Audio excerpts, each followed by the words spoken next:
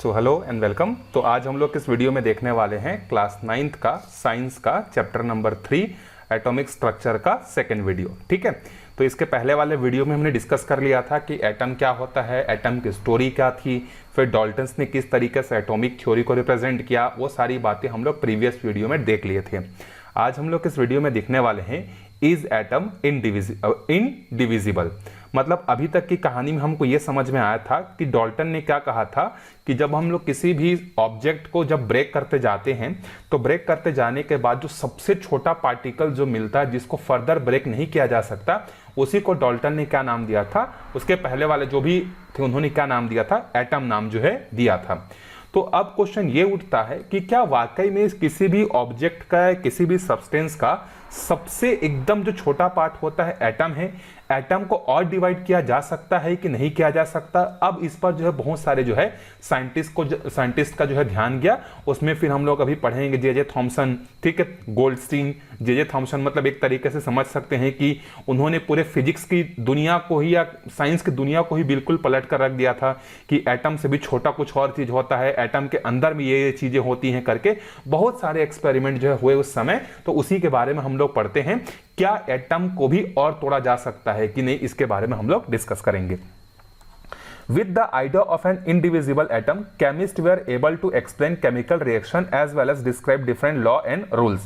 तो जब ये डाल्टन्स ने अपना थ्योरी ये दिया कि सबसे छोटा जो किसी भी सब्सटेंस का पार्ट होता है वो होता है एटम, और एटम को और डिवाइड नहीं किया जा सकता, तो इस बात को जो है यूनिवर्सल ट्रूथ मानकर जो है सारे के सारे साइंटिस्ट अब क्या करने लगे, अलग अलग लॉज, अलग अलग रूल्स को बनाने लगे और बहुत सारे केमिकल रिएक्शंस को वो क्या करने लगे, एक्सप्लेन करने लगे कि ये केमिकल रिएक्शन ऐसा हो रहा है क्योंकि एटम जो होता है वो सबसे छोटा पार्ट है।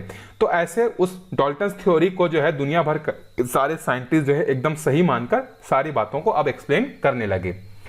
But the concept of an indivisible atom did not last long, as many experiments were conducted to understand the nature of matter, which took the atomic theory into an entirely new direction. लेकिन science में ये कहा जाता है ना कि कोई भी ट्रूथ जो है वो अल्टीमेट नहीं है। मतलब साइंस में कोई भी थ्योरी हो गया या कोई भी रूल हो गया वो अल्टीमेट नहीं है, वो कभी ना कभी किसी न किसी के द्वारा उसमें कुछ चेंज किया ही जाएगा। तो डाल्टन्स की जो थ्योरी थी वो बहुत लंबे समय तक नहीं चली। डाल्टन्स की थ्योरी क्या थी कि एटम जो होता है इनडिविजिबल होता है, इन्फानेट, बहुत सारे छोटे इन्फानेट एटम्स मिलकर एक सब्सटेंस बनाते हैं। इस तरीके की उसकी जो भी थ्योरी थी ना वो आगे चलकर अब धीरे धीरे फेल होने लगी, क्योंकि अब बहुत सारे साइंटिस्ट जो है इस पर और वर्क करने लगे कि एटम को भी तोड़ा जा सकता है कि नहीं, कि एटम के कारण से ही केमिकल रिएक्शन होता है, कि एटम के अंदर में कुछ और भी चीजें हैं जो कि क्या करते हैं, किसी रिएक्शन को जो है डिसाइड करते हैं। ये बात जो है अब होने लगी। तो अब बहुत सारे एक्सपेरिमेंट होने के बाद जो है अब ये डाल्टन्स थ्योरी ज्यादा दिनों तक नहीं चल पाई और एक नया थ्योरी हमारे पास जो है सामने आने लगेगा। On the one hand, the nature of atom was being discussed. At the same time, experiments were also being conducted to understand reactivity of gas. जहां पर एक साइड जो है केमिकल रिएक्शन को एटम के बेसिस पर एक्सप्लेन किया जा रहा था, वहीं पर दूसरी तरफ बहुत सारे साइंटिस्ट ऐसे थे जो कि गैसों के रिएक्टिविटी को क्या कर रहे थे, स्टडी कर रहे थे कि गैस किस तरीके से अपनी रिएक्टिविटी को शो करते हैं अलग अलग चीजों के साथ। The contribution of the British physicist J Thomson, ये नाम आपको ध्यान में रखना है। अगर आप साइंस लेकर 11-12 पढ़ते हैं या कॉलेज में कभी भी जाते हैं तो ये नाम बार बार आपके सिलेबस में जो है प्रोनाउंस होगा, जिसका नाम है जे थॉमसन। इनका जो टाइम पीरियड था वो 1856 से लेकर 1940 तक था। एंड जर्मन साइंटिस्ट, और ये तो ब्रिटेन के थे और ये जर्मनी के थे, जिनका नाम था गोल्डस्टीन। गोल्डस्टीन का टाइम पीरियड क्या था, 1850 से लेकर 1930। In the study of gases needs to be appreciated. अब इन्होंने जो गैस के साथ जो एक्सपेरिमेंट कर करके जो नया जो थ्योरी स्टैब्लिश किया, उन्होंने क्या किया, डाल्टन्स की थ्योरी को पूरी तरीके से क्या कर दिया, एक नए डायरेक्शन में जो है ले आया। उसकी थ्योरी को पूरी तरीके से उन्होंने साइडलाइन कर दिया।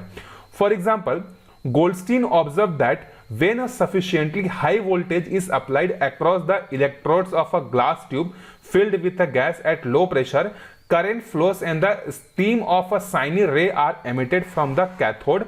Goldstein called these rays as a cathode ray. अब देखो, जैसे गोल्डस्टीन ने एक स्टडी किया, और गोल्डस्टीन ने क्या स्टडी किया, देखो इन्होंने एक कांच का ट्यूब बनाया इस तरीके से, ठीक है। अब इस ट्यूब के अंदर में उन्होंने क्या किया, किसी एक गैस को जो है फिल कर दिया, ठीक है, कोई भी गैस को किया होगा, और उन्होंने क्या किया, दोनों साइड जो है इलेक्ट्रोड लगा दिए। मतलब जैसे यहां पर एक रॉड लगा दिया जो कि नेगेटिव रॉड होगा, और यहां पर एक रॉड लगा दिया जो कि पॉजिटिव होगा, ठीक है। अब इन्होंने क्या किया, देखो एक को हम लोग क्या बोलते हैं, एनोड बोलते हैं, और एक को क्या बोलते हैं हम लोग, कैथोड बोलते हैं। और इनको इलेक्ट्रिसिटी के सप्लाई से जो इन्होंने क्या किया, जोड़ दिया। अब देखो इसमें कंडीशन क्या है कि ग्लास ट्यूब का जो वोल्टेज रहेगा वो बहुत ज्यादा हाई वोल्टेज है। ग्लास के अंदर का वोल्टेज क्या है, बहुत ज्यादा हाई है इलेक्ट्रोड्स के थ्रू। उसके अंदर का जो प्रेशर है वो क्या है, बहुत ज्यादा लो है। अब जब हम लोग इसमें करंट फ्लो कराते हैं ना, तो हम लोग क्या देखते हैं कि जो नेगेटिव वाला जो साइड है, मतलब नेगेटिव वाला मतलब जिसको हम लोग कैथोड बोलते हैं, तो कैथोड जहां पर इलेक्ट्रोड लगा हुआ है, इस इलेक्ट्रोड से जो है कुछ रेज निकलती हैं, ठीक है। और इन्होंने कैथोड के एंड से निकल रहा है, इसीलिए इन्होंने इनका नाम क्या रखा था, कैथोड रे जो है रखा था। आप देख सकते हो कि वो जो अपैरेटस जो उन्होंने यूज किया था वो किस तरीके से दिखता था, ये देख सकते हो कैथोड रे। ये ग्लास ट्यूब है, यहां पर देखो एक तरफ जो है इलेक्ट्रोड लगा हुआ है जो कि कैथोड है, और एक तरफ जो इलेक्ट्रोड लगा हुआ है वो क्या है, एनोड है, और इसके अंदर में गैस भरा हुआ है। और हाई यहां पर जो है ये दोनों तारों को जो है हम लोग वोल्टेज से क्या कर दे रहे हैं, कनेक्ट कर दे रहे हैं। तो हम लोग देखते हैं कि कैथोड से जो है इस तरीके से देखो एक येलो कलर का आपको दिख रहा है, ये यही रे जो होता है वो कैथोड से निकलता है और कहां जाता है, एनोड की तरफ जो है जाता है। तो कैथोड से निकला है, इसीलिए उन्होंने इसका नाम जो है क्या रखा, कैथोड रे जो है रखा, ठीक है। अब चलो ये कैथोड रे का मतलब क्या है, क्यों ये रे इतना स्पेशल है, इसके बारे में हम लोग समझते हैं। This experiment was repeated later under many different condition. अब जो गोल्डस्टीन ने ये जो एक्सपेरिमेंट किया, कांच के ट्यूब के अंदर गैस को भरकर दोनों साइड से बिजली पास कराया, अब इस एक्सपेरिमेंट को जो है ना अलग अलग कंडीशंस के साथ जो है किया गया। अलग अलग कंडीशंस मतलब कभी वोल्टेज को लो रखा गया, कभी हाई रखा गया, कभी गैस को चेंज कर दिया गया, कभी उसके अंदर के प्रेशर को चेंज कर दिया गया, टेम्परेचर को चेंज कर दिया गया, और इस तरीके से उसके साथ बहुत सारा छेड़खानी कर करके जो उसमें क्या हुआ, एक्सपेरिमेंट जो है करने लगे। The scientist shooter placed metallic plates on the both side of the path of the cathode ray. When voltage was applied across the plates act as a cathode and the other is a anode, he observed that when the cathode ray passed these plates they bend towards the positively charged plate that is anode. In this way it is confirmed that cathode ray are made up of negatively charged particle. अब देखो एक कदम आगे जाकर जो है यहां पर एक और साइंटिस्ट जिसका नाम है सूस्टर ने क्या किया, वो जो गोल्डस्टीन ने जो एपरेटस बनाया था, मतलब एपरेटस जिस तरीके से अरेंजमेंट करके उन्होंने एक्सपेरिमेंट किया था जहां से वोल्टेज अप्लाई करने से कैथोड रे निकल रहा था, उन्होंने उस पर जो है एक नया एक्सपेरिमेंट किया, ठीक है। उन्होंने क्या किया, जहां से कैथोड रे निकल रहा था उसके ऊपर और नीचे क्या क्या उन्होंने मेटल के प्लेट्स लगा दिए। अभी मैं पिक्चर को दिखाऊंगा किस तरीके से उन्होंने उसको लगाया। When voltage was applied across the plates, अब इन प्लेट्स पर जो है जब हम लोगों ने वोल्टेज अप्लाई किया तो एक जो है कैसा बिहेव करेगा, पॉजिटिव की तरह, दूसरा कैसा बिहेव करेगा, नेगेटिव की तरह। मतलब आपको पिक्चर दिखा देता हूं तब अच्छे से समझ में आएगा।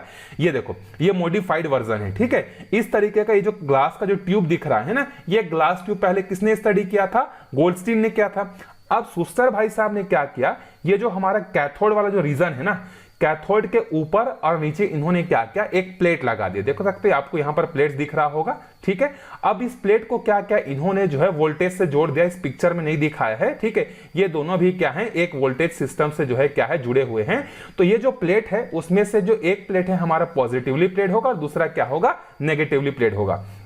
तो जब शूस्टर ने क्या किया, इस एक्सपेरिमेंट को किया, तो उन्होंने एक और ऑब्जर्वेशन किया, और वो ऑब्जर्वेशन क्या था कि जो कैथोड से निकलने वाले जो रेस थी वो रेज अब क्या होने लगी, जो पॉजिटिव प्लेट था, जैसे ये मान लेते हैं कि ये वाला साइड पॉजिटिव प्लेट है और ये वाला साइड जो है नेगेटिव प्लेट है, क्योंकि इसमें भी जो है बैटरी लगी हुई है। तो उन्होंने देखा कि कैथोड से निकलने वाला जो रे था, अब जैसे ही हम लोग प्लेट को ऊपर और नीचे लगाते हैं तो देखते हैं कि अब ये जो रे सीधा जाना चाहिए था इसको। पहले जब इन्होंने गोल्डस्टीन ने जब एक्सपेरिमेंट किया था, देखो यहां से रे निकला और ऐसा इस तरीके से सीधा चला गया। लेकिन जब शूस्टर ने एक्सपेरिमेंट को किया तो इन्होंने क्या किया, ऊपर और नीचे प्लेट लगा दी, एक पॉजिटिव प्लेट दूसरा नेगेटिव प्लेट वोल्टेज से जोड़ दिया। तो अब ये जो रे है ये सीधा नहीं जाकर ये क्या होगा, इसको जाना चाहिए था ऐसा सीधा, लेकिन अब ये सीधा नहीं जाता है। अब ये क्या होता है, इस तरीके से जो है बेंड हो जाता है। तो बेंड होने से हम इन लोगों को ये पता चला, क्या पता चला बेंड होने से, कि जो रेज जो निकल रही है ना कैथोड के एंड से, वो कैसे हैं, नेगेटिवली चार्ज पार्टिकल हैं। कैसे हैं, चार्ज पार्टिकल हैं और वो पार्टिकल का नाम क्या है, नेगेटिव। तो अब हम लोगों को एक और चीज पता चल गया कि एटम से भी एक छोटा चीज होता है जिसको हम लोगों ने क्या नाम दिया, नेगेटिवली चार्ज जो है हम लोगों ने उसका जो है नाम दिया। Later Thomson calculated the mass and the charge on this negatively charged particle and found that the nature of the cathode ray particle was always identical and it was independent of the cathode material। फिर उसके बाद Schuster ने जो experiment किया उसके experiment को और आगे बढ़ाया किसने, थॉमसन ने। अब थॉमसन भाई साहब ने क्या क्या, देखो वो जो कैथोड रे जो निकल रहा था उसके पार्टिकल्स को उन्होंने क्या क्या पकड़ा और उसके पार्टिकल्स की प्रॉपर्टीज, उसके नेचर को क्या क्या उन्होंने स्टडी किया। और उन्होंने एक और बात बताया कि आप जो है क्या कर सकते हो, कैथोड में जो है जैसे यहां पर मान लो आयरन का रॉड लगा दिया, कोबाल्ट का लगा दिया, इसके अलावा एल्यूमिनियम का लगा दिया, कोई भी अगर आप क्या करते हैं, कैथोड मटेरियल कोई भी यूज करते हैं, वहां से निकलने वाला जो पार्टिकल होता है उसका नेचर क्या होता है, सेम होता है। मतलब एक बार आपने आयरन के रॉड को रखकर एक्सपेरिमेंट किया, फिर एल्यूमिनियम के रॉड को रखकर एक्सपेरिमेंट किया, फिर कॉपर के रॉड को रखकर एक्सपेरिमेंट किया, इसी तरीके से आप किसी भी रॉड को रखकर आप एक्सपेरिमेंट करो, कैथोड रे से जो कैथोड के जो पार्टिकल्स होते हैं वो क्या होते हैं, वो उस मटेरियल से इंडिपेंडेंट होते हैं और सारे पार्टिकल्स की प्रॉपर्टी क्या होती है, सेम होती है। He named this negatively charged particle electron, और वही जो थॉमसन भाई साहब जे थॉमसन, उन्होंने इसका नाम क्या रखा, इलेक्ट्रॉन लगा। इलेक्ट्रॉन इज अ सब atomic particle of all atoms. अब इन्होंने एक और बात बोल दिया, डाल्टन भाई साहब ने बोला था कि किसी भी एटम को और तोड़ा नहीं जा सकता। अब जे थॉमसन भाई साहब क्या बोल रहे हैं कि एटम से भी छोटा एक पार्टिकल होता है जिसको हम लोग क्या नाम देते हैं, इलेक्ट्रॉन देते हैं। Thus Thomson challenged the long held belief that atom is indivisible। और उन्होंने जो अभी तक जो चली आ रही कहानी थी, क्या कहानी थी कि सबसे छोटा जो सब्सटेंस का पार्ट होता है वो एटम होता है, उसको उन्होंने क्या कर दिया, चैलेंज कर दिया। J Thomson receive the Nobel prize for physics in 1906 for this discovery of electron.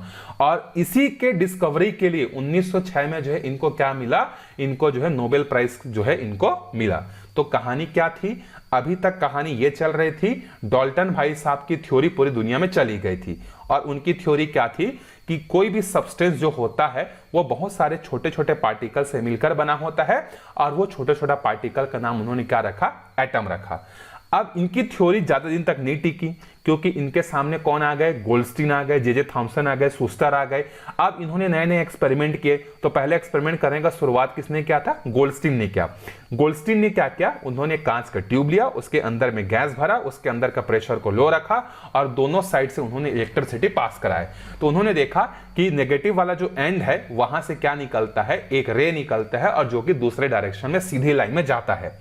यह सीधी लाइन में जाना जो है शूस्टर को पसंद नहीं आया और उन्होंने क्या किया, उसी गैस ट्यूब के एक्सपेरिमेंट को मॉडिफाइड करके ऊपर और नीचे उन्होंने क्या किया, एक पॉजिटिवली पार्टिकल मतलब पॉजिटिव प्लेट और दूसरा नेगेटिव प्लेट इन्होंने लगा दिया। अब उन्होंने देखा कि कैथोड रे से जो निकलने वाला जो चीज था पहले सीधा जा रहा था, अब वो पॉजिटिव प्लेट को लगा देने के बाद वो पॉजिटिव के साइड क्या हो जा रहा था, बैंड हो जा रहा था। और ये एक्सपेरिमेंट हुआ और उन्होंने ये बोला कि जो कैथोड रे जो होता है वो किससे मिलकर बना होता है, नेगेटिव पार्टिकल से जो है मिलकर बना होता है। यहां तक की स्टडी उन्होंने करके छोड़ दी। फिर आगे का काम किसने संभाला, जे थॉमसन भाई साहब ने संभाला और उन्होंने बोला कि ये जो आप नेगेटिव पार्टिकल्स जो देख रहे हैं ना, इसमें अगर हम लोग कोई दूसरा रॉड लगाकर देखते हैं, दूसरा गैस लगाकर देखते हैं, तब भी सारा का सारा पार्टिकल का प्रॉपर्टी क्या रहता है, एक जैसे रहता है। मतलब आयरन से जो कैथोड रे निकलेगा वही कैथोड रे एल्यूमिनियम से भी निकलेगा, वही कॉपर से भी निकलेगा। मतलब सारे मटेरियल से एक जैसे रेस जो है क्या होती हैं, निकलती हैं और इनका प्रॉपर्टी या कैरेक्टरिस्टिक्स जो होता है वो क्या होता है, सेम होता है। और वो जो छोटे छोटे पार्टिकल जो कैथोड के एंड से निकल रहे थे उसका नेचर, उसके बारे में डिटेल स्टडी किसने की, जे थॉमसन ने की और उन पार्टिकल्स का नाम उन्होंने क्या रखा, इलेक्ट्रॉन रखा। तो हमें बाद में यह पता चला कि एटम से भी एक छोटा चीज होता है जिसको हम लोग क्या बोलते हैं, इलेक्ट्रॉन बोलते हैं, जो कि उसके अंदर में होता है। और इसके लिए उनको जो है 1906 में जो है क्या मिल गया, नोबेल पुरस्कार जो है मिल गया। तो सारे साइंटिस्ट आते जा रहे हैं, एक्सपेरिमेंट करते जा रहे हैं, नई नई थ्योरीज आते जा रही है और नोबेल प्राइज लेते जा रहे हैं। पहले हमने देखा कि 1903 में जो है डाल्टन भाई साहब को मिल गया था, 3 साल नहीं हुआ कि यहां पर जे थॉमसन को मिल गया। ठीक है, तो अब आगे देखते हैं हम लोग गोल्डस्टीन एंड कैनल रे। तो जिस तरीके से शूस्टर और जॉनसन ने मिलकर जो है क्या किया था, कैथोड रे को ढूंढा था और इलेक्ट्रॉन को ढूंढा था, तो अब उसी तरीके से गोल्डस्टीन भी आते हैं, वो बोलते हैं कि मैं क्यों पीछे रहूंगा, मैं भी अपना एक्सपेरिमेंट करेंगे और मैं भी कुछ नया ढूंढ के निकालूंगा। क्या होता है ना, जब एक साइंटिस्ट कोई बड़ा अचीवमेंट कर लेता है ना, तो एक कंपटीशन बढ़ जाता है। और उस समय खासकर 18th सेंचुरी 19th सेंचुरी में जो है ब्रिटेन हो गया, फ्रांस हो गया, जर्मनी हो गया, यहाँ के सारे साइंटिस्ट के बीच में ना कंपटीशन चल रहा था। ठीक है, अब जब क्लास 12th में जाएंगे ना, तो वहां पर लाइट रेस के बारे में डिटेल से पढ़ेंगे। ठीक है, जैसे अभी आप क्लास 9th 10th में जाएंगे तो लाइट के बारे में बेसिक प्रॉपर्टीज के बारे में पढ़ेंगे कि लाइट क्या होता है, रिफ्रैक्शन क्या होता है, रिफ्लेक्शन क्या होता है, ये बेसिक इंफॉर्मेशन पढ़ेंगे। जब आप क्लास 12th में चले जाएंगे ना, तो वहां पर आप देखेंगे कि साइंटिस्ट लाइट की प्रॉपर्टी को समझाने के लिए आपस में किस तरीके से लड़ते हैं। न्यूटन हो गया या कोई दूसरा साइंटिस्ट हो गया, तो उनके बीच में ना हमेशा साइंटिस्ट के बीच में हमेशा कंपटीशन रहता ही है कि इसने ये चीज ढूंढा तो मैं भी नया चीज ढूंढूंगा। तो अब जे थॉमसन ने इलेक्ट्रॉन को ढूंढा तो अब उनको नोबेल प्राइज मिल गया। अब इधर भाई साहब गुस्सा हो रहे हैं जर्मन वाले, कौन, गोल्डस्टीन भाई साहब। अब ये गोल्डस्टीन भाई साहब क्या एक्सपेरिमेंट करते हैं उसको देखते हैं। Just as cathode ray were discovered, positively charged ray were also discovered by the Goldstein in 1886 and were called canal और anode ray। अब जिस तरीके से जे थॉमसन ने कैथोड रे को ढूंढा और कैथोड रे में जो पार्टिकल थे उनका नाम उन्होंने इलेक्ट्रॉन रखा, उसी तरीके का कुछ एक्सपेरिमेंट करके गोल्डस्टीन ने भी क्या क्या, उन्होंने जो है कैनल रे को ढूंढा, ठीक है, या एनोड रे को ढूंढा। अब इस एनोड रे में जो पार्टिकल्स थे उनका नाम उन्होंने क्या रखा, पॉजिटिवली चार्ज पार्टिकल जो है रखा। On the basis of observation from his experiment, it was seen that canal rays were made of positively charged particle and their nature depend on the type of gas in the glass tube। अब इन्होंने जो experiment किया इसके basis पर उन्होंने जो हमको बताया, इन्होंने क्या बताया कि जो एनॉल रे जो होता है वो किससे मिलकर बना होता है, एक टाइप का पार्टिकल या एक टाइप का कैरेक्टरिस्टिक वाले चीजों से मिलकर बना होता है। और उन्होंने उसका नाम क्या रखा, उस पार्टिकल का नाम या उस छोटे चीज का नाम जो है उन्होंने पॉजिटिवली चार्ज पार्टिकल जो है रखा। और इन्होंने ये बोला कि ये जो पॉजिटिवली चार्ज पार्टिकल जो मैंने देखा है एनोड रे में, ये जो है गैस के नेचर पर डिपेंड करता है कि आप उस पर कौन सा गैस जो है डाल रहे हैं। जबकि इलेक्ट्रॉन जो था, थॉमसन ने बोला कि वो किसी पर डिपेंड नहीं करता, आप कैसा भी कर लो, वो क्या करता है, एक जैसी प्रॉपर्टी को शो करता है। Goldstein saw that the charge and the mass of different anode rays were different. From this, he concluded that the rays were being produced by the ionization of gas in the glass tube. Thus, the discovery of canal ray helps establish the neutral nature of atom. That is, atom have positively and negatively charged particle, and the charge being equal cancel each other. अब इन्होंने अपने experiment में यह बोला कि अगर आप अलग अलग गैसेस को यूज करते हैं, अलग अलग मटेरियल को यूज करते हैं, तो वहां से निकलने वाले जो चार्ज पार्टिकल्स होते हैं उनमें जो है कुछ ना कुछ डिफरेंट प्रॉपर्टीज जो है हमें देखने को मिलती है। और उन्होंने बोला कि कैनल रे जो छोटे छोटे चीजों से मिलकर बना होता है उसका नाम पॉजिटिवली चार्ज पार्टिकल है, और बाद में जाकर जो उसका नाम जो प्रोटॉन पड़ता है। तो अब एक चीज क्या हो गया, प्रूव हो गया। जे थॉमसन ने बोला कि किसी भी एटम के अंदर में क्या होता है, नेगेटिवली चार्ज पार्टिकल होता है कैथोड रे के बेसिस पर, और गोल्डस्टीन भाई साहब ने बोला कि कैनल रे होता है, और कैनल रे जो होता है वो पॉजिटिवली चार्ज पार्टिकल से मिलकर बना होता है। और इस तरीके से जितना किसी एटम के अंदर में पॉजिटिवली पार्टिकल्स होते हैं उतना ही क्या होता है, नेगेटिवली पार्टिकल्स होता है, और ये दोनों एक दूसरे को कैंसिल कर देते हैं। और किसी भी एटम की जो प्रॉपर्टी होती है वो प्रॉपर्टी कैसी होती है, न्यूट्रल होती है। अब ये बात पूरी दुनिया के सारे साइंटिस्ट ने क्या कर लिया, स्वीकार कर लिया कि किसी भी आप सब्सटेंस लो, चाहे आयरन, कॉपर, निकल, कोई भी लो, उसमें जो भी एटम होता है, एटम के अंदर में जितने पॉजिटिव होते हैं उतने ही क्या होते हैं, नेगेटिवली पार्टिकल्स भी जो है होते हैं। ये जे थॉमसन के एक्सपेरिमेंट और गोल्डस्टीन के एक्सपेरिमेंट से क्या हो गया, प्रूव हो गया, जितने पॉजिटिव उतना नेगेटिव। इसीलिए एटम ना तो पॉजिटिव की तरह बिहेव करता है ना ही नेगेटिव की तरह बिहेव करता है, वो एज ए न्यूट्रल को जो है होकर क्या करता है, अपनी प्रॉपर्टी को जो है शो करता है। अब आप देख सकते हैं कि किस तरीके से साइंस में एक के बाद नई नई चीजें, एक एक स्टेप हम लोग आगे बढ़ते जा रहे हैं।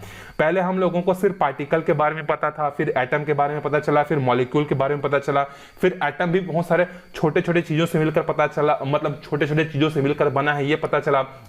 और वो छोटी छोटी चीजें कौन कौन सी हैं? इलेक्ट्रॉन है जो नेगेटिवली चार्ज पार्टिकल है, प्रोटॉन है जो कि पॉजिटिवली चार्ज पार्टिकल है, और किसी एटम के अंदर में जितना नेगेटिव है उतना पॉजिटिव है, इसीलिए एटम जो होता है वो न्यूट्रल होता है, सबके साथ जो है न्यूट्रल बिहेवियर जो है करता है। अब देखो किस तरीके से साइंस जो है क्या होते जा रहा है, प्रोग्रेस होते जा रहा है।